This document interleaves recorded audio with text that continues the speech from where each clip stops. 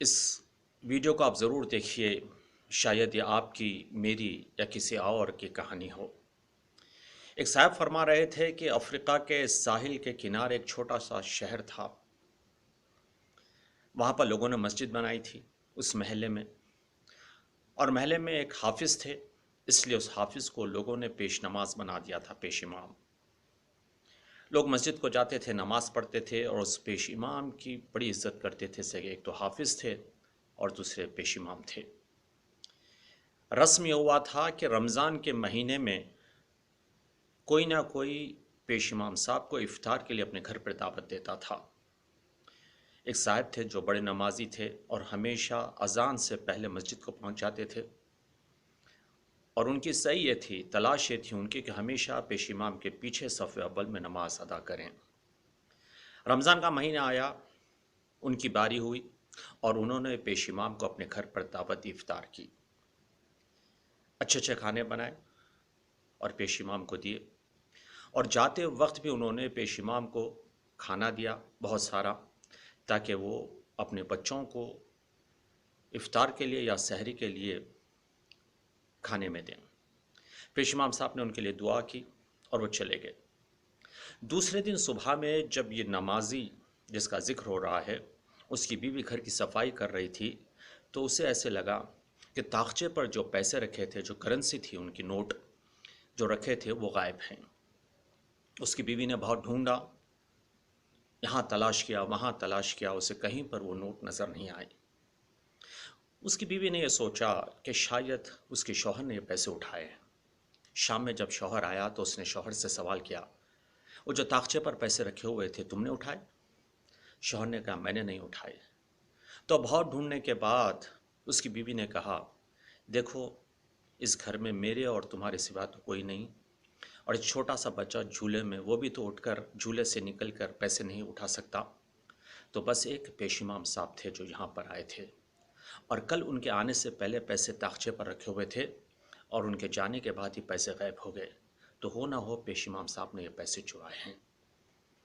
اس آدمی کو یہ برا لگا کہ پیش امام کو اگر پیسے چاہیے تھے تو اس نے مانگا کیوں نہیں، چرائے کیوں اس نے، اٹھایا کیوں وہاں سے اس نے؟ تو لہٰذا دوسرے دن سے اس کے دل میں جو عزت تھی پیش امام کے لیے وہ ختم ہونے لگی۔ وہ دیر سے نماز کے لیے پہنچتا تھا، اور صحیح یہ کرتا تھا وہ کہ آخری صف میں ہو، یا وہ نماز جماعت کے ساتھ نہیں بلکہ فرادہ پڑھ لیا کرتا تھا، اور روبرو بھی نہیں ہوتا تھا پیش امام سے، تاکہ پیش امام کو سلام بھی کرے اور وہ اس کا جواب دے۔ ایک سال اسی طرح گزر گیا، پھر رمضان آیا۔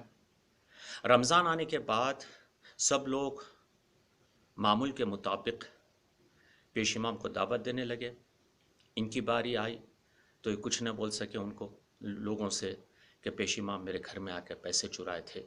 وہ مجبوراً خاموش رہے، اور انہوں نے پیش امام کو دعوت دی۔ پیش امام ان کے گھر پر آئے۔ جب آ کر دسترخوان پہ بیٹھے ہوئے تھے تو اس آدمی نے کہا، آپ جانتے ہیں میں ایک سال سے آپ سے بات نہیں کر رہا ہوں، آپ کو سلام بھی نہیں کر رہا ہوں۔ تو پیش امام نے کہا، ہاں میں بھی پوچھنا چاہتا تھا، بات کیا ہے؟ تو اس نے کہا، ایک سال پہلے جب آپ یہاں پر آئے تھے تو طاقچے پر پیسے رکھے ہوئے تھے، کیا وہ پیسے آپ نے اٹھائے؟ پیش امام نے سوچا، کہا ہاں میں نے پیسے اٹھائے۔ تو اس نے جھٹکا، پیش امام صاحب آپ کو اگر پیسے کی ضرورت تھی تو ہم سے مانگ لیا ہوتا، آپ ان پیسوں کو چرائے کیوں؟ تو پیش امام رونے لگے۔ جیسے وہ رونے لگے تو ان کی بیوی نے کہا، آپ رونے کی کیا ضرورت ہے، ہم نے تو آپ کی عزت کہیں پر برباد نہیں کی، ہم نے کسی سے نہیں کہا کہ آپ نے پیسے چرائے، ہم نے آپ کی آبروداری کی، اب رونے کی کیا ضرورت ہے؟ تو پیش امام نے کہا، میں اس لیے نہیں رو رہا ہوں کہ میں نے پیسے اٹھائے، میں اس لیے رو رہا ہوں کہ ایک سال ہو گئے اس واقعے کو، اور آپ لوگوں نے گھر میں قرآن تک نہیں کھولا۔ اس دن جب آپ لوگ کچن میں تھے اور کھانا بنانے میں مصروف تھے تو ہوا کا جھونکا آیا کھڑکی سے اور وہ نوٹ اڑنے لگے، تو میں نے سوچا کہیں پر گر جائیں گے۔ میں نے اٹھا کر انہیں فرش کے نیچے رکھنا چاہا، لیکن میں نے کہا شاید فرش کے نیچے آپ لوگ اسے ڈھونڈ نہیں پائیں گے۔ میں نے جو قرآن رکھا ہوا تھا، قرآن کھول کر اس کے بیچ میں نے وہ پیسے رکھ دیے کہ شاید آپ لوگ جب قرآن کھولیں گے کل صبح میں تو آپ کو پیسے مل جائیں گے۔ اور میں بتانا چاہ رہا تھا آپ کو، میں بھول گیا۔ افسوس یہ ہے کہ آپ لوگ کیسے مسلمان ہیں، مسجد تو آتے ہیں، نماز تو پڑھتے ہیں اور پھر افطار بھی دیتے ہیں، لیکن 1 سال ہو گیا آپ لوگوں نے گھر میں قرآن تک نہیں کھولا۔ جی ہاں، یہ کہانی شاید ہم میں سے بہت سے لوگوں کی ہے۔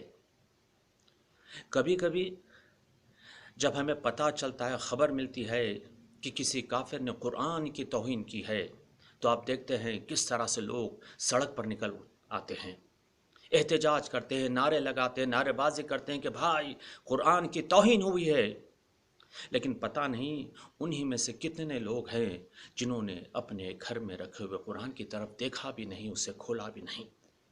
ایک سوال ہے، وہ کافر جو ایمان نہیں رکھتا قرآن پر، اس نے قرآن کی توہین کی، اس کا جرم زیاد ہے، اس کا گناہ زیاد ہے، یا اس شخص کی جو اپنے آپ کو مسلمان کہتا ہے اور قرآن پر ایمان رکھتا ہے اور قرآن کی طرف توجہ نہیں دیتا، قرآن کو کھولتا نہیں اور قرآن کی توہین کرتا ہے؟ آپ ہی بتائے، گناہ اس کافر کے زیاد ہے یا اس مسلمان کی جو اپنے آپ کو مسلمان کہتا ہے؟ اگر یہ ویڈیو آپ کو پسند آئی ہو تو آپ شیئر کیجئے۔